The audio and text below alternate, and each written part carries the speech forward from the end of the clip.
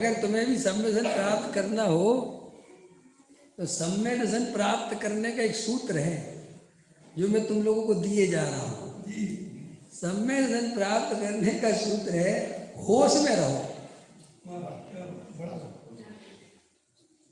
तुम दिन भर होश में रहो और देखते रहो कि मैंने कब क्या बोला, किस लिए बोला, ये बात मैंने क्यों कही, इस सामने वाले ने ये बात क्यों कही, मैंने ये क्रिया क्यों करी। भाई साहब तुम जितने दिन भर होश में रहोगे तुम्हें पूरा धीरे धीरे पूरी पिक्चर अपनी अंदर दिखने लगेगी। और देखो वे जब परिणाम दिखने लगेंगे ना तुम्हें दिन भर के क्या क्या चल रहा है अंदर, फिर धीरे धीरे उसके पीछे छुपी हुई वासना दिखने लगेगी। अभिप्राय जिसे बोलते। अभी प्रॉब्लम क्या है, अपन क्रिया में और परिणामों में इतने मग्न रहते हैं कि अपन को अंदर के अभिप्राय में क्या पड़ा है पता ही नहीं चलता। आप और हम 12 भावना पढ़ जाते हैं, सब कुछ कर जाते हैं, पूजा पाठ कर जाते हैं, स्वाध्याय सुन जाते हैं, लेकिन अभिप्राय में यहाँ तक नहीं पहुँच पाते कि ये सब मैंने किया किस लिए। आपको अपने एक एक मायाचार पकड़ में आने लगेंगे। एक एक मायाचार पकड़, जिस दिन तुम्हें ये सब पकड़ में आने लगा उस दिन तुम जरा सा ध्यान लगाना, तुरंत अपना अभिप्राय पकड़ में आएगा। तुम जैसे कहते हो कि छोटे मकान में क्या रखा, नहीं समझे, कुछ नहीं होता। छोटा अंदर में विचार करो कि मैं ये बात परिस्थिति बस बोल रहा हूँ, मजबूरी में बोल रहा हूँ कि वास्तव में अंदर से बोल रहा हूँ। तुम कहते मुझे नहीं चाहिए करोड़ों रुपए, कुछ नहीं होता, अंदर चेक करो। देखो जो कभी कभी लोग कहते ना हम ज़्यादा कमाना नहीं चाहते, हम तो जितना है उतने में संतुष्ट हैं, उसके पीछे भी जरूरी नहीं है कि आत्मबुद्धि के कारण ऐसा बोल रहा हो। ऐसा इसलिए भी हो सकता है कि ज़्यादा कमाने का साहस ना जुटा पाता। क्या कहा मैंने, कोशिश तो करता है लेकिन वो उतना साहस नहीं जुटा पाता, बड़ी रिस्क नहीं ले पाता। तो कहता हम तो जी ज़्यादा झंझटों में नहीं पड़ते। मन तो करता है लेकिन उसको लगता है कि अपन इतना झेल नहीं पाएंगे। तो तुमने वो छोड़ा काय के चक्कर में कि झेल नहीं पाएंगे। देखो तुम लोगों को सीक्रेट बताओ, सबसे ज़्यादा कमाई है प्रॉपर्टी डीलर में। जगह खरीदो और बेचो। हाँ बात तो सही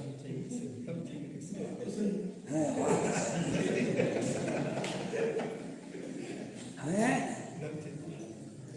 लेकिन उसमें क्या होता है, गुंडागर्दी होती है उसमें। साम दाम दंड भेद गुंडागर्दी सब नेताओं से, इनसे उनसे सबसे चाहिए, तुम्हारी सब कुछ चाहिए, वो तुम्हारे बस की है। असली बात तो वो है, तुम्हें अंदर से लगता है डर कि फंस गए तो अंदर न चले जाए, मागी बिना फंसे मिल जाए तो लेने को नहीं आ रहा हूँ, समझ में। तो ऐसे जब एक एक अभिप्राय चेक करोगे तब पता चलता है कि अपन कितनी खतरनाक बेहोशी में जी रहे हैं।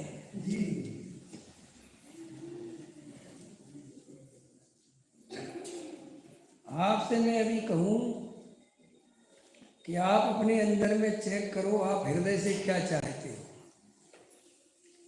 तो आप उतनी गहराई में पहुंच ही नहीं पाते जहां आपकी असली चाहत छुपी हुई है। आपने वहाँ इतने पर्दे लगा दिए हैं, इतनी चीज़ें लगा दी हैं। देखो ये मिथ्यात्व वैरी का जो अंश भी बुरा है, ये टोडामल जी साहब ने जो कहा है ना, वो इसी अर्थ में कहा है कि भैया इस जीव को अपना असली अभिप्राय पता ही नहीं चलता कि रियल में हम चाहते क्या हैं। ये बोलता कुछ और है और अंदर चाहता कुछ और है। तो जब आप ऐसे धीरे धीरे ऑपरेशन करोगे अंदर, अभी हमारे मोक्षुओं की तत्व निर्णय करने की क्षमता तो छोड़ो, कौन तत्व असली सुना रहा है और कौन आर्टिफिशियल सुना रहा है, ये भी निर्णय करने की क्षमता हमारे अंदर नहीं है। मोक्षुओं को तो सुनने का व्यसन लग गया है और वो सुनते रहते हैं, और चाहे जिससे सुनते रहते हैं, चाहे जो सुनते रहते हैं। अब आजकल चारों अनियोग का चल गया है। समय सार पूरा हुआ नहीं और श्राव का चार चालू हो गया। क्या कहा मैंने? तुम्हारा समय सार पूरा हो गया क्या जो तुम श्राव का चार पे पहुंच गए? बताओ तो सही। बताओ, समय सार तो बहुत पढ़ लिया। समय सार बहुत पढ़ने की चीज नहीं है। समय सार में जो भगवान आत्मा की बात, द्रव्य कर्म, भाव कर्म, नौ कर्म से रह त्रिकाली ध्रुव की बात जो बताई है, उसकी श्रद्धा, उसके अनुभव करने का नाम समय सार पढ़ना है। और वो तो हुआ नहीं। बोले साहब समय सार तो बहुत हो गया, अब थोड़ा रत्नकंड श्राव का चाल लगा।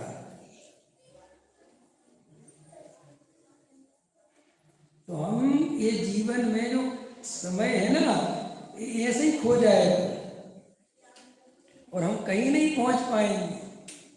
ये पढ़ा ना तुमने भी, ये पढ़ रहे, जो जागता व्यवहार में वो सो रहा पर।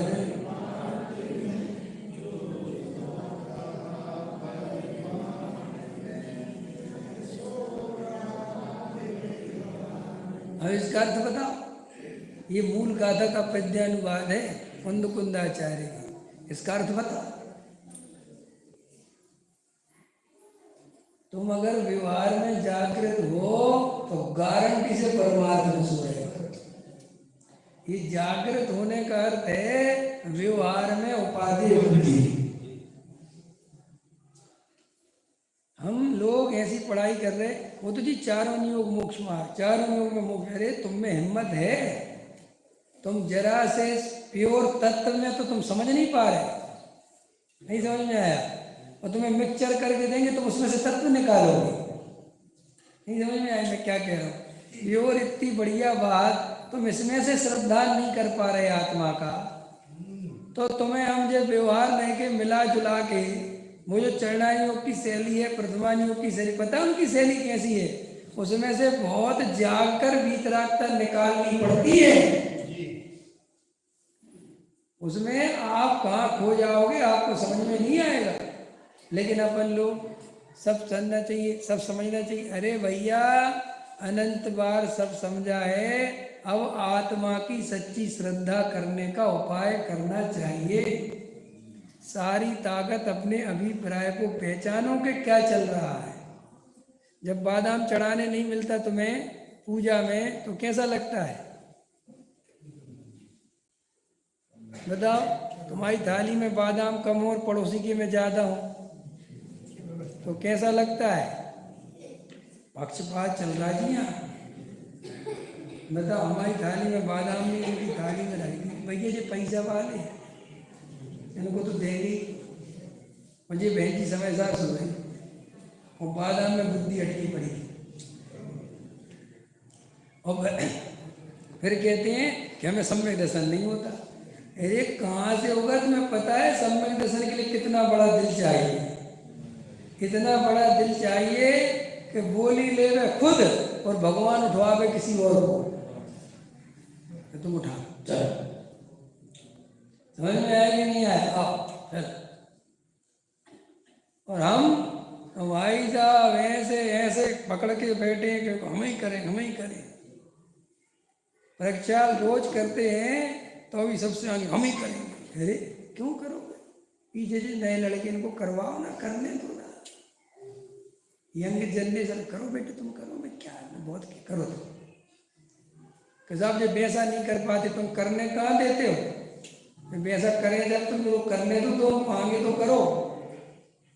लेकिन अपन बुढ़ापे तक छोड़ते नहीं तो बच्चे सीखेंगे कैसे? जैसे व्यापार में पिताजी पूरे टाइम अपने पास हिसाब रखें, सब कुछ अपने हाथ में रखें और बच्चे से कहे व्यापार सीख तू, वो क्या सीखे बेचारा? जब तक बच्चे को पावर नहीं दोगे, उसको नहीं करोगे बेटे तुम ही देखो, तब तो वो आगे बढ़ेगा। ऐसे ही अपन अंदर में चेक करें तो अपने अंदर वो विरक्ति जो हृदय से आनी चाहिए वो विरक्ति आती नहीं है। तो हम सब एक सूत्र में आपको बता के जा रहा हूँ, दिन भर होश में जीना और 2-4 ही दिन होश में जी के देखना, तुम्हें समझ में आ जाएगा कि मेरे अभिप्राय में क्या चल रहा है।